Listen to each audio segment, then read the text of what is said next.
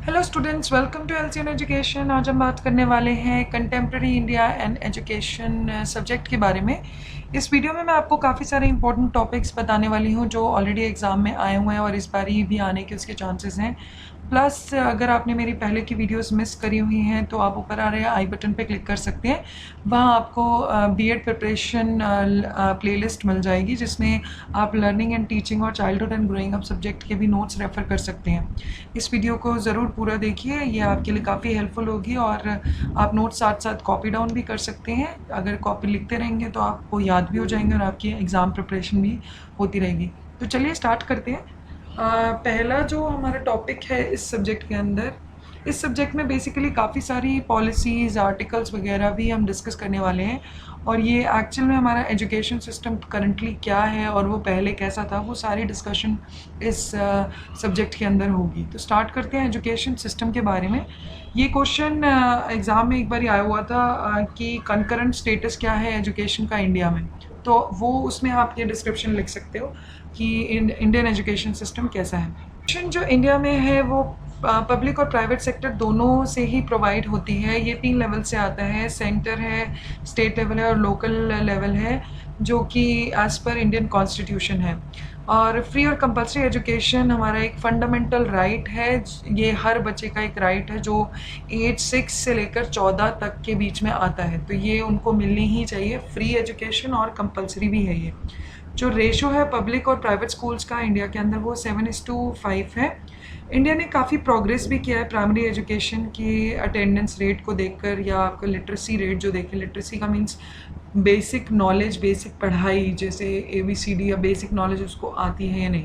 तो वो जो है 3 क्वार्टर्स में वो काफ़ी ग्रो हुआ है। अगर हम देखें तो 2011 तक प्रोग्रेस हमने हायर एजुकेशन में भी किया है। साइंटिफिक रिसर्च भी हमारी बड़ी है और काफ़ी हमने पब्लिक इंस्टीट्यूट को हम इनका क्रेडिट दे सकते हैं। प्राइमरी और सेकेंडरी लेवल पे इंडिया के अंदर काफ़ी सारे प्राइवेट स्कूल्स हैं जो गवर्नमेंट स्कूल को कॉम्प्लीमेंट करते हैं और स्टूडेंट्स जो है 29% है जो प्राइवेट स्कूल्स में पढ़ रहे हैं, जो 6 to 14 एज ग्रुप के बीच में आते हैं। इंडिया का जो एजुकेशन सिस्टम है उसमें हम काफ़ी सारी सीट्स भी रिज़र्व करते हैं SC ST और अदर बैकवर्ड क्लासेस के लिए। यूनिवर्सिटीज़ के अंदर भी जो काफ़ी सारे इंस्टीट्यूट फेडरल गवर्नमेंट के अंदर रिकॉग्नाइज्ड हैं, उनमें भी मिनिमम 50% रिजर्वेशन है इन सारे ग्रुप्स के लिए। जैसे SC ST OBC हो गई या और कोई माइनॉरिटी है जो माइनॉरिटी है, उन सब के लिए ये 50% अप्रॉक्सीमेटली रिजर्वेशन होता है हायर इंस्टीट्यूट्स में भी, कॉलेजेस में भी। अब NCERT, the national council of education research and training, ये हमारा बेसिकली करिकुलम बनाता है स्कूल्स का, एजुकेशन का इंडिया के अंदर। तो NCERT का बहुत ही मेजर रोल है इंडिया की एजुकेशन के अंदर, और क्या पढ़ाई होनी है, किस स्टैंडर्ड तक क्या क्या पढ़ना है, वो किस स्कूल के अंदर किस सब्जेक्ट में क्या क्या टॉपिक्स पढ़ाने हैं, वो सारी चीज़ें NCERT ही डिसाइड करती है। वो पूरा करिकुलम आपका बनाती है एजुकेशन का इंडिया के अंदर। इसके अलावा स्टेट बोर्ड्स भी काफ़ी सारे हैं। हर एक स्टेट का अपना एक बोर्ड होता है और बस कुछ ऐसे स्टेट हैं जैसे आंध्र प्रदेश है, उसके अंदर एक से ज़्यादा बोर्ड्स हैं, स्टेट बोर्ड। बाकी सारे स्टेट के अंदर अपना खुद का एक पर्टिकुलर बोर्ड होता ही है। जैसे हरियाणा है तो उसमें हरियाणा बोर्ड है, और दिल्ली है और यूपी है तो उसमें यूपी बोर्ड है। आंध्र प्रदेश में एक से ज़्यादा बोर्ड्स हैं, स्टेट बोर्ड और पर्टिकुलर स्टेट का। और यूनियन टेरिटरीज़ का कुछ भी अपना बोर्ड नहीं होता। वो जो भी सर्विसेज होती हैं, वो जो भी उनके साथ के लार्जर स्टेट्स होते हैं, वहीं से उनको मिलती है। अब central board of secondary education आपने सुना होगा, दिल्ली के स्टूडेंट्स ने भी काफ़ी सुना होगा। ये जो है आपका 10th और 12th के एग्जामिनेशन कंडक्ट कराती है। ये जो बोर्ड है वो सेंटर का बोर्ड है सेकेंडरी एजुकेशन के लिए। और national open school of NIOS भी बना हुआ है। जो बच्चे रेगुलर स्टडीज़ नहीं कर सकते, जो साथ साथ मतलब रेगुलर क्लासेस स्कूल नहीं जा सकते, उनके लिए भी 10th और 12th के लिए सेकेंडरी लेवल और सीनियर सेकेंडरी लेवल के लिए ये प्रोवाइड करते हैं, दोनों एग्जामिनेशन कंडक्ट करते हैं। और वोकेशनल कोर्सेज़ भी, वोकेशनल एजुकेशन जो सर्टिफिकेट कोर्सेज़ भी होते हैं कुछ इसके अंदर, और वो भी आते हैं।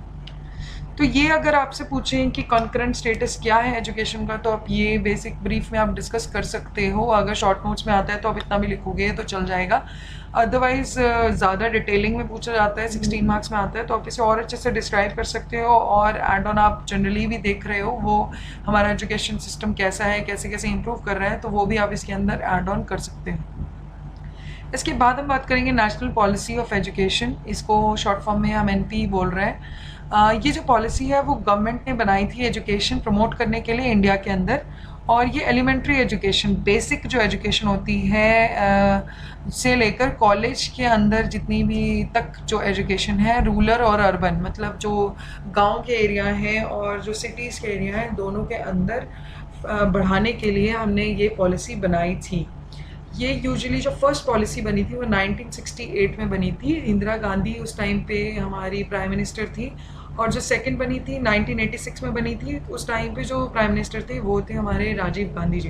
तो दो पॉलिसी बनी थी हमारी। 1968 के बारे में बात करते हैं। अगर आपसे नेशनल पॉलिसीज़ के बारे में पूछें तो पहले की तो आप 1968 और 1986 को अच्छे से डिस्क्राइब कर सकते हो। वो मैंने नोट्स, आप इनको कॉपी डाउन भी साथ साथ कर सकते हो, आपके लिए हेल्पफुल होंगे। बेस इलेक्शन कमीशन ने एक्चुअली 1964 और 1966 से लेकर गवर्नमेंट ऑफ इंडिया को रिपोर्ट दी कि क्या उनका एजुकेशन सिस्टम अभी है और उसमें क्या क्या चेंजेस रिक्वायर्ड हैं। तो उन्होंने एक नेशनल पॉलिसी बनाई 1968 के अंदर, जो कि पूरा रीस्ट्रक्चर करता है। और जो एजुकेशन है वो सबको इक्वली मिलनी चाहिए, अपॉर्चुनिटी सबको एक जैसी होनी चाहिए। क्योंकि हमारे अंदर बहुत सारे कल्चरल डिफरेंसेस हैं, नेशनल इंटीग्रेशन और इकोनॉमिक डेवलपमेंट के लिए ये पूरा दोबारा से चेंज करके पूरा सिस्टम बनाने के लिए ये पॉलिसी डिज़ाइन हुई थी 1968 में। इस पॉलिसी के अंदर कंपलसरी किया था एजुकेशन एज 14 तक के लिए। तो जो अगर 14 साल से नीचे का बच्चा है तो उसके लिए जो पढ़ाई लिखाई है वो कंपलसरी कर दी थी इस पॉलिसी के अकॉर्डिंग।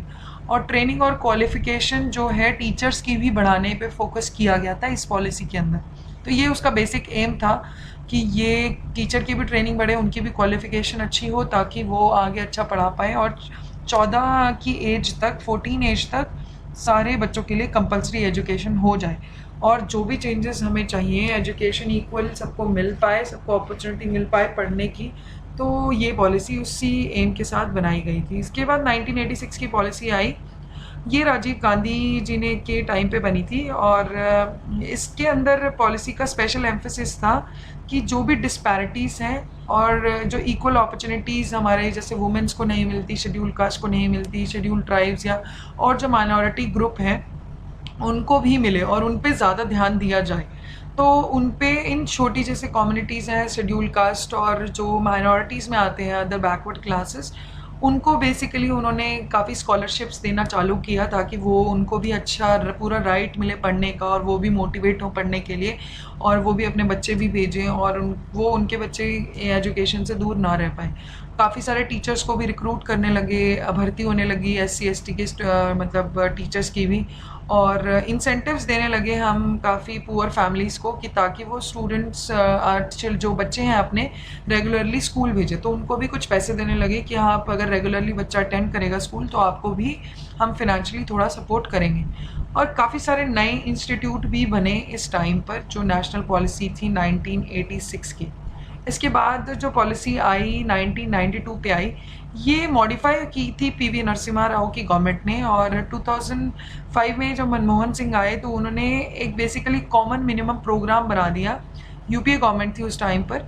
तो उन्होंने क्या किया कि जितने भी बड़े इंजीनियरिंग इंस्टीट्यूट्स हैं, जो भी एंट्रेंस एग्ज़ाम होते हैं बड़े इंस्टीट्यूट में एडमिशन लेने के लिए, उन सबको एक कॉमन कर दिया, ऑल इंडिया बेसिस पे कर दिया। जैसे जॉइंट एंट्रेंस एग्ज़ाम होता है, JEE, AIEEE है, SLE, ये इसके एग्जांपल्स हैं। ये सारे कॉमन एंट्रेंस एग्ज़ाम हो गए, AIEEE, ये सारे ऑल इंडिया लेवल पे होने लगे। तो ये अगर आप बच्चा क्लियर कर लेता है तो वो काफ़ी सारे रैंकिंग के बेसिस पे उनको ऑल इंडिया लेवल पे इंस्टीट्यूट्स मिलते हैं। तो ये कॉमन एंट्रेंस एग्ज़ाम पे फोकस किया गया मनमोहन सिंह द्वारा आपकी यूपीए गवर्नमेंट में।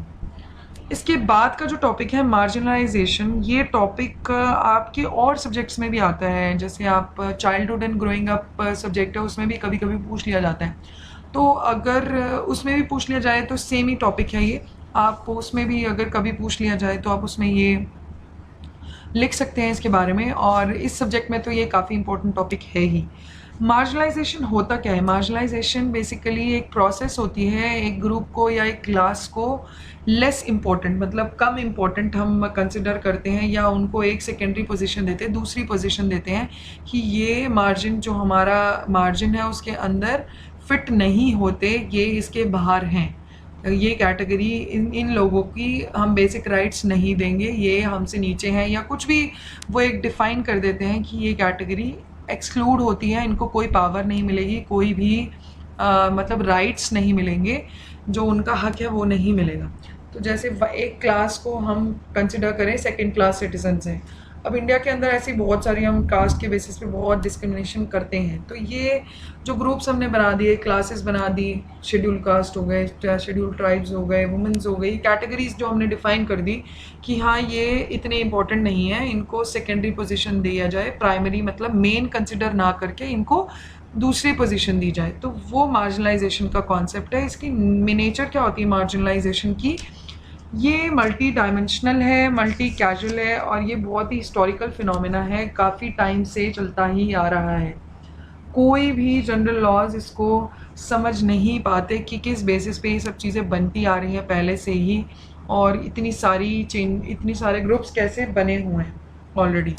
तो वो ये नेचर है मार्जिनलाइजेशन की। और इसके बाद ये कल्चर टू कल्चर वेरी करती है।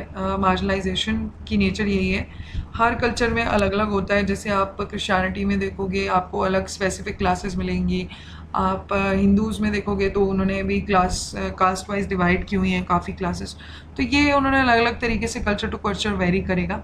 Marginalisation can be due to class, हो सकता है आपकी क्लास क्या है, या हो सकता है एक स्पेशल आपका सोशल या कल्चरल या इकोनॉमिक कंडीशन कैसी है, पैसे हैं नहीं है, अमीर गरीब में क्लास बना दी, या पॉलिटिकल कंडीशन आपकी कैसी है। तो इन सब बेसिस पे ये ग्रुप्स बन जाते हैं। ये छोटे लेवल पे भी होता है और ये बड़े लेवल पे भी होता है, तो माइक्रो और मैक्रो दोनों लेवल पे होती है। रिलीजियस सिस्टम के बेसिस पे, रिलीजन के बेसिस पे भी ग्रुप्स कम्युनिटीज़ बना दी गई, अलग अलग छोटे छोटे ग्रुप्स बना दिए गए। तो ये इनका जो हमारा रिलीजन है, जो हमारा जो इकोलॉजिकल सिस्टम है, हमारी जो पॉलिटिकल इकोनॉमी है, जो पॉलिटिक्स हमारी कंट्री में चलती है, प्लस हमारी जो इकोनॉमी है, उसके बेसिस पे भी इसका बहुत ज़्यादा इम्पैक्ट हुआ मार्जिनलाइजेशन का। तो इस सोशल सिस्टम का भी काफ़ी इम्पैक्ट है। क्या टाइप्स हैं इसके मार्जिनलाइजेशन के? ये सोशल मार्जिनलाइजेशन है। सोशल मार्जिनलाइजेशन बेसिकली डिस्क्रिमिनेशन जो होती है, पार्शली या फिर फुली एक्सक्लूड कर देते हो आप किसी भी एक पर्टिकुलर ग्रुप को, कि वो या इस सोशल क्लास का बंदा कास्ट के बेसिस पे, या रिलीजन के बेसिस पे, या जेंडर के बेसिस पे, या उसके अंदर कोई डिसेबिलिटी है, उनको आप अलग कर देते हो, अपने राइट्स और नहीं देते, बेसिकली उनके जो बेसिक राइट्स है जो उन्हें मिलने चाहिए वो हटा देते हो। तो सोशली वो इम्पोर्टेंट कंसिडर नहीं होते, या उनसे कहीं, जैसे आप पहले की अगर देखोगे, आप हरिजन्स वगैरह को मंदिर में एंटर करने नहीं दिया जाता था, तो ये एक तरह का हमने उनको सोशली मार्जिनलाइज कर दिया है। तो ये बहुत सारे चेंजेस हैं सोशल मार्जिनलाइजेशन के अंदर, ये आता है।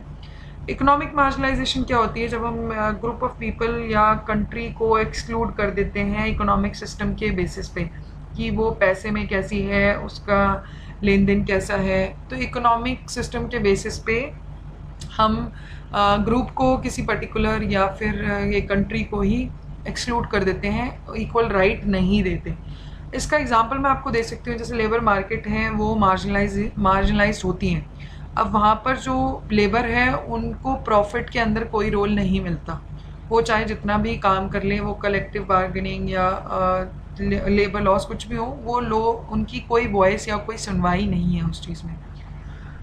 पॉलिटिकल मार्जिनलाइजेशन थर्ड है इसका टाइप। वो क्या होता है, ये जो है अलाउ नहीं करता जो ग्रुप बना दिया गया उसको पार्टिसिपेट करने के लिए डेमोक्रेटिक डिसीजन के अंदर। जैसे इंडिया के अंदर अगर हमने एक पर्टिकुलर, जैसे कोई भी कास्ट है या रिलीजन के बेसिस पे, या एक पर्टिकुलर ग्रुप ऐसा बना दिया कि वो वोट नहीं दे सकता, तो ये एक तरह से पॉलिटिकल मार्जिनलाइजेशन के अंदर आ गया। उसके पॉलिटिकल राइट्स, जो भी आप कंट्री को चूज़ करने के लिए अपना, या कुछ भी आपकी डिसीजन मेकिंग है जो कंट्री की, उसमें आप भाग नहीं ले सकते। या जैसे फॉर एग्जांपल आप कोई स्टेट गवर्नमेंट की जॉब निकली, उसमें आप अप्लाई नहीं कर सकते। तो वो एक तरह से पॉलिटिकल मार्जिनलाइजेशन में आ जाता है। इसके कॉजेज़ क्या हैं, ये भी काफ़ी इम्पोर्टेंट है।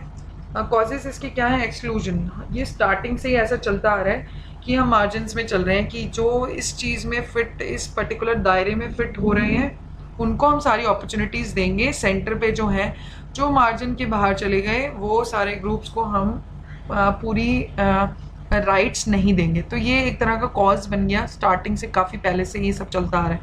ग्लोबलाइजेशन में भी एक रीज़न है एक तरह से, क्योंकि इससे भी काफ़ी ओपननेस हो गई, जिसने प्रमोट किया कि हाँ ये डिफरेंसेस हैं, इनको इन कैटेगरीज़ में हमें डिफ़ाइन करना चाहिए। तो उसकी ग्लोबलाइजेशन की वजह से भी काफ़ी अवेयरनेस भी हुई और ओपननेस काफ़ी बढ़ गई, जिसकी वजह से काफ़ी सारे डिफरेंसेस भी बढ़ गए और काफ़ी सारे ग्रुप्स भी बनने लग गए। तो ये भी एक तरह का रीज़न है मार्जिनलाइजेशन के लिए। डिसप्लेसमेंट भी है, जो डेवलपमेंट प्रोग्राम्स है गवर्नमेंट भी ऐसे नहीं बना रही कि जो इनकरेज करे इक्वालिटी, या पहले ही इतनी सारी डिस्करेजमेंट मिलती आ रही है सर्टेन ग्रुप्स को जिनको पूरे राइट्स नहीं मिल रहे, तो वो ऑलरेडी जो डिस्प्लेसमेंट मिला हुआ है उस वजह से भी मार्जिनलाइजेशन या जो पॉलिसीज़ पहले बनी थी उसकी वजह से भी काफ़ी प्रॉब्लम हो रही है। डिज़ास्टर भी है, नेचुरल या अननेचुरल, ये भी एक तरह का ग्लोबल फिनोमेना है जो डेवलपमेंट में बहुत ज़्यादा हैम्पर करता है। तो क्या पॉवर्टी है या हेल्थ है, एजुकेशन है, कुछ भी है जो हम नहीं प्रोवाइड कर पा रहे पर्टिकुलर ग्रुप्स को, वो भी इसके अंदर आता है, वो भी एक मेजर कॉज है। ये पर्टिकुलर बेसिस पे हमने डिवाइड कर दिया। मार्जिनलाइज्ड ग्रुप कौन से होते हैं? इस इंडिया के अंदर तो बहुत easily you can see womens को काफ़ी सारे राइट्स इनिशियली तो नहीं मिलते थे, अब मिलना चालू हुए हैं, काफ़ी चेंजेस आए हैं हमारे सिस्टम के अंदर। तो वुमेन एक तरह का मार्जिनलाइज्ड ग्रुप है, अभी भी हम काफ़ी रिजर्वेशन रखते हैं वुमेन का। एक अगर आप सेंटर की इवन पार्लियामेंट में भी देखें तो ये मार्जिनलाइज्ड ग्रुप हैं, जो पीपल जो हैं जिनके पास एबिलिटीज़ नहीं, डिसेबिलिटीज़ हैं, प्लस एल्डरली जो बूढ़े हैं काफ़ी, जिनकी एज होती जा रही है, वो भी एक तरह का ग्रुप है। एथनिक माइनॉरिटी जो है, कास्ट के बेसिस पे हमने जो ग्रुप बना रखे हैं, जैसे SC ST OBCs हो गए, या ट्राइब्स जो हैं वो शेड्यूल्ड ट्राइब्स, वो सब इसके अंदर आते हैं। तो ये हमारी कंट्री में आप बहुत इजीली डिफ्रेंशिएट कर सकते हो कि कैसे कैसे हमने ग्रुप में बनाए हुए हैं। अब educational of marginalised in Indian context में क्या है, एजुकेशन का क्या रोल आता है, वो हम बता देते हैं। ये पेपर में आया हुआ है ऑलरेडी क्वेश्चन, तो हो सकता है आपसे शॉर्ट नोट में सिर्फ यही पूछ लें कि एजुकेशन मार्जिनलाइजेशन इंडियन की कंटेक्स्ट में बताओ, एक्सप्लेन करो, तो आप ये पॉइंटर्स लिख दीजिएगा। अगर 16 मार्क्स के क्वेश्चन में आए तो आप ये पूरा कॉन्सेप्ट जो अभी तक मैंने समझाया है वो आप अच्छे से डिस्क्राइब करके लिखना। एजुकेशन कमीशन जो था 1964-1966 का, उसने बेसिकली स्ट्रेस ही ये किया कि एजुकेशन की जो अपॉर्चुनिटी है सबको एक समान मिले और कुछ भी इसमें डिफ्रेंशिएशन ना हो, कुछ भी हम इसमें डिस्क्रिमिनेशन ना करें। तो मेजर काफ़ी सारे लिए गए, काफ़ी सारे स्टेप्स लिए गए कि जो भी है एजुकेशन सिस्टम जो है वो इस चीज़ को घटाए, मार्जिनलाइजेशन को, और इक्वालिटी हो, सबको इक्वल एजुकेशन का राइट मिले। इंसेंटिव्स दिए गए, जैसे फॉर एग्जांपल फैमिलीज़ को अपने मतलब बच्चों को रेगुलरली अगर आप स्कूल भेजोगे 14 साल तक, तो उन्हें भी फैमिली को काफ़ी इंसेंटिव्स दिए गए। स्कॉलरशिप्स दिए गए रिगार्डलेस उनकी इनकम क्या है। रिक्रूटमेंट की गई शेड्यूल कास्ट के टीचर्स की। हॉस्टल फैसिलिटीज़ दी गई, टीचर ट्रेनिंग प्रोवाइड करी ट्राइबल यूथ को, और ताकि वो भी अच्छे से ग्रो कर पाएँ। रेजिडेंशियल स्कूल्स बनाए गए, जैसे आंगनवाड़ी हो गए, आश्रम स्कूल्स हो गए, और जो भी नॉन फॉर्मल है, जो आपका बेसिक सिस्टम है उसके हटकर भी जो एजुकेशन सेंटर्स छोटे छोटे बनाए गए पर्टिकुलर एरियाज़ में, ताकि सबको एजुकेशन एक तरह से मिल पाए। बहुत सारे रेमेडियल जो भी प्रॉब्लम्स आ रही हैं उसको ओवरकम करने के लिए काफ़ी सारे प्रोग्राम्स भी बनाए गए, पॉलिसीज़ भी बनाई गई, इंसेंटिव स्कीम्स भी बनाई गई हायर एजुकेशन के लिए भी, ताकि एक तरह से टेक्निकल जो एजुकेशन है इंडिया के अंदर प्रोफेशनल लेवल पे बच्चे अच्छे से ग्रो कर पाएँ। तो ये अभी तक था आपका मार्जिनलाइजेशन का कॉन्सेप्ट। इसके बाद हम बात करेंगे आर्टिकल 14 की। आर्टिकल 14 क्या कहते हैं, अब आर्टिकल्स के बारे में बात करेंगे। 3-4 आर्टिकल्स हम यहाँ पे डिस्कस करने वाले हैं। आर्टिकल 14 क्या है, इक्वालिटी बिफोर लॉ, कि इसमें जो स्टेट है वो किसी भी बंदे को इक्वालिटी जो है लॉ के अकॉर्डिंग नहीं डिस्क्रिमिनेट नहीं कर सकता। कानून के सामने सारे लोग एक बराबर हैं। कास्ट हो, उसकी कोई भी रिलीजन हो, कोई भी सेक्स हो, या मेल हो फीमेल हो, कहीं पे भी जन्मा हो, उसको इक्वल प्रोटेक्शन मिलेगी एज पर द लॉ जो भी आपके बने हैं और उस टेरिटरी इंडिया के अंदर। और हम उसको ये लॉ के बेसिस पे कोई भी फैसिलिटी जो मिलनी चाहिए वो डिनाई नहीं कर सकते। ये आपका इक्वालिटी ऑफ लॉ आता है आर्टिकल 14 में। आर्टिकल 15 इम्पॉर्टेंट है, ये भी एग्ज़ाम में पूछा हुआ है। तो ये सारे पॉइंटर्स इसके अंदर आएंगे, वो आप लिख के आना तो आप अच्छे से स्कोर कर पाओगे। Prohibition of discrimination on the grounds of religion, race, caste, sex और प्लेस ऑफ बर्थ। तो बेसिकली कोई भी डिस्क्रिमिनेशन अगर आप रिलीजन के बेसिस पे कि वो हिंदू मुस्लिम है, कोई से भी रेस का है, कास्ट है, या कोई सा भी मेल है फीमेल है, या कहीं पे भी जन्मा है, वो किसी भी एंगल कहीं पे भी डिस्क्रिमिनेशन अगर हो रहा है तो उसको वो हटाने के लिए उसको गलत मानती है एज पर आर्टिकल 15 जो कॉन्स्टिट्यूशन का है इंडिया का। तो जो हमारी स्टेट है, जो हमारी कंट्री है, जो जिसमें हम रह रहे हैं, वो उसके लिए सारे ही एक बराबर हैं, चाहे वो कोई से भी कास्ट के हों, कोई से भी रेस के हों, कहीं पे भी पैदा हुए हों। No citizen shall on grounds of any religion, birth और caste, sex, place of birth, disability भी हो, किसी भी तरीके की कंडीशन उसको नहीं लगेगी। वो हर तरीके की शॉप्स को, पब्लिक रेस्टोरेंट्स में जा सकता है, होटल्स में जा सकता है, सारे पब्लिक प्लेसेस में जा सकता है। तो उसको किसी भी तरीके से कोई डिस्क्रिमिनेशन नहीं होगा, जो भी हमारा लॉ है, हमारा आर्टिकल 15 है उसके अकॉर्डिंग। पहले जैसे आप देखते थे काफ़ी सारे मंदिर, बाथिंग घाट्स होते थे, आपको एक पर्टिकुलर कैटेगरी को नहीं भेजा जाता था, शेड्यूल कास्ट अलाउ नहीं होते थे, तो वो बिल्कुल ही प्रोहिबिट कर दिया, मतलब हटा दिया गया। अब वो सारे कुएं, आप टैंक जो भी हैं आपके, वो कुएं हैं, जो भी बाथिंग घाट्स हैं जहाँ पर आप नहाते हो, जो भी रोड्स बनाए गए हैं, जो भी पब्लिक रिसोर्ट्स हैं गवर्नमेंट ने बनाए गए हैं या स्टेट, किसी भी स्टेट ने बनाए गए हैं, वो हर पब्लिक, हर बंदे के लिए अवेलेबल हैं। उसमें कोई भी डिस्क्रिमिनेशन नहीं होगा, कोई भी कहीं पे भी जा सकता है। जो भी स्टेट ने बनाया है, सेंटर ने बनाया है, वो सबके लिए अवेलेबल है। कोई भी स्पेशल प्रोविज़न अगर वो बच्चे, स्टेट जो बनाना चाहती है बच्चों के लिए या औरतों के लिए, वो बना सकती है, आप उसके लिए मना नहीं करेंगे अगर आर्टिकल 15 के अकॉर्डिंग ये है। तो वो कोई भी अगर कुछ चेंजेस करना चाहती है राइट्स में वुमेन या चिल्ड्रन के, कर सकते हैं। Nothing in this article in clause 2 prevent the state for making any special provision for the advancement of socially and educationally backward classes. तो जो भी एजुकेशनली बैकवर्ड क्लासेस हैं या सोशली इतनी डेवलप क्लासेस नहीं हैं, माइनॉरिटीज़ हैं, जैसे शेड्यूल कास्ट हो गई या शेड्यूल ट्राइब्स हो गई, उसके लिए कोई भी पॉलिसीज़ बना सकती हैं या कोई स्पेशल उनको प्रोविजंस दिए जा सकते हैं एज पर दिस आर्टिकल 15। तो वो आप कंडेम्प्ट नहीं कर सकते, स्टेट के पास पूरा राइट है वो पॉलिसी या प्रोविज़न बनाने के लिए।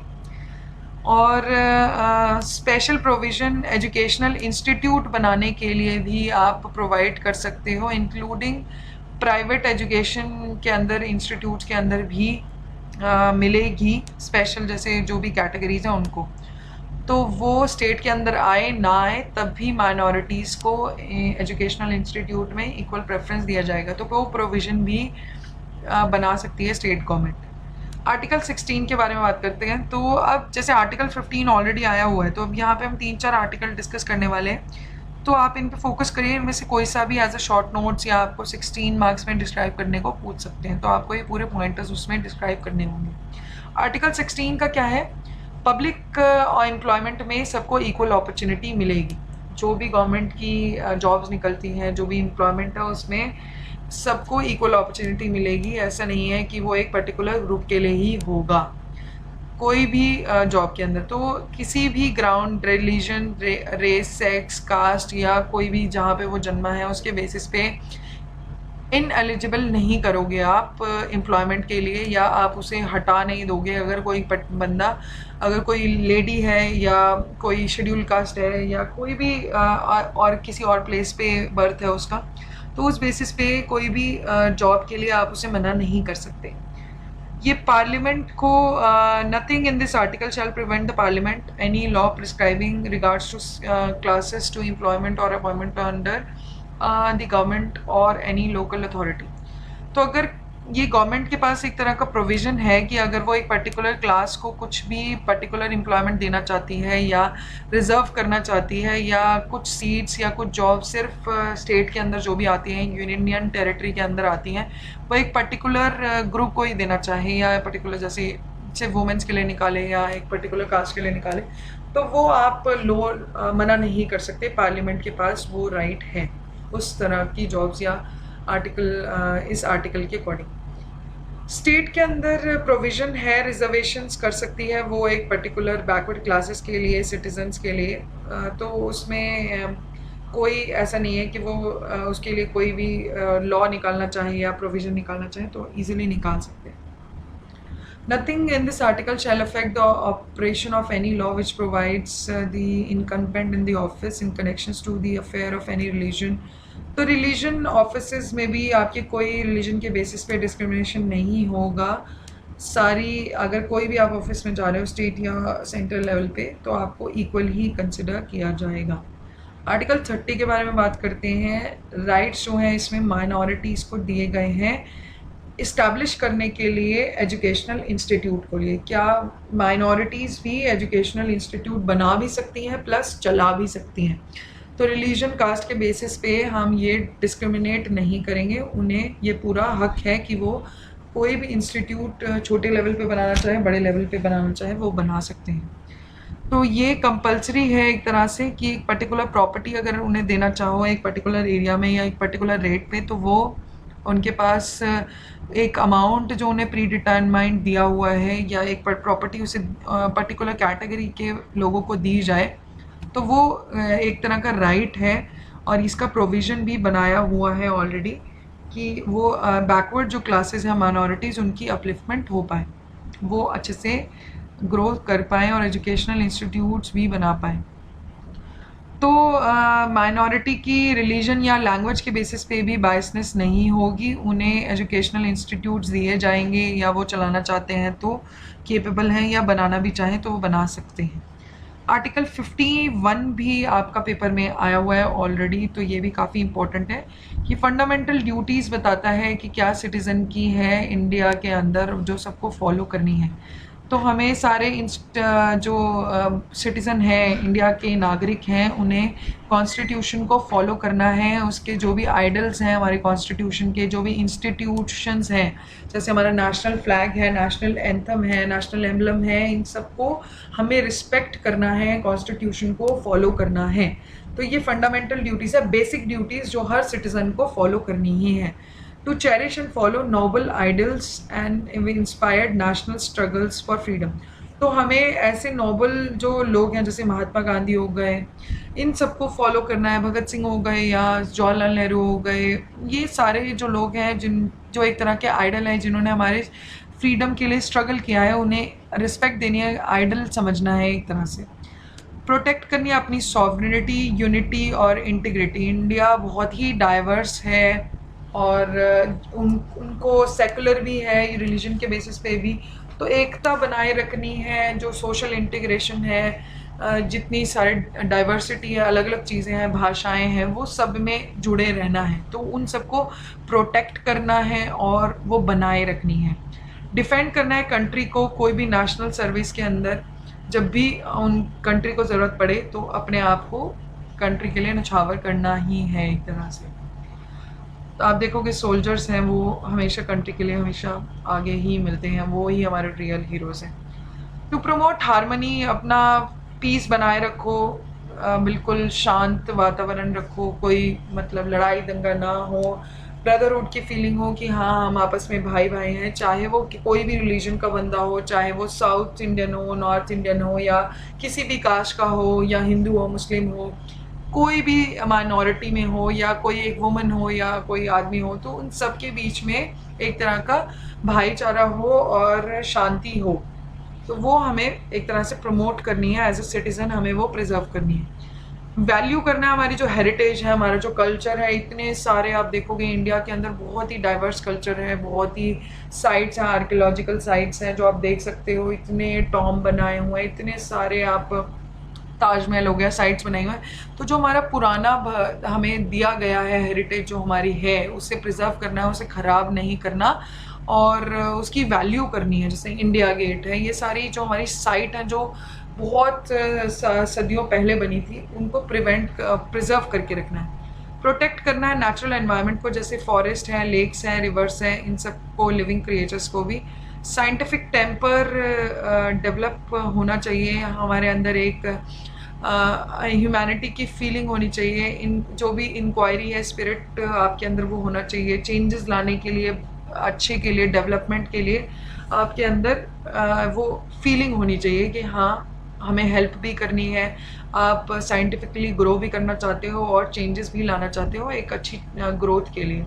सेफगार्ड करनी है पब्लिक प्रॉपर्टी को, जो भी पब्लिक प्रॉपर्टी आप यूज़ करते हो, जैसे बसेस हो गई, ट्रेन हो गई, मेट्रो हो गई, कुछ भी आप यूज़ करो, प्लेन हो गए, उसे ख़राब नहीं करना है और वहाँ पर कोई भी वायलेंस नहीं करनी, मार धाड़, इन सब चीज़ों को अवॉइड करना है। उसको यूज़ अच्छे से करो पब्लिक प्रॉपर्टी को, और उसे प्रोटेक्ट भी करो। अगर कोई ख़राब कर रहा है तो उसे वहीं रोको।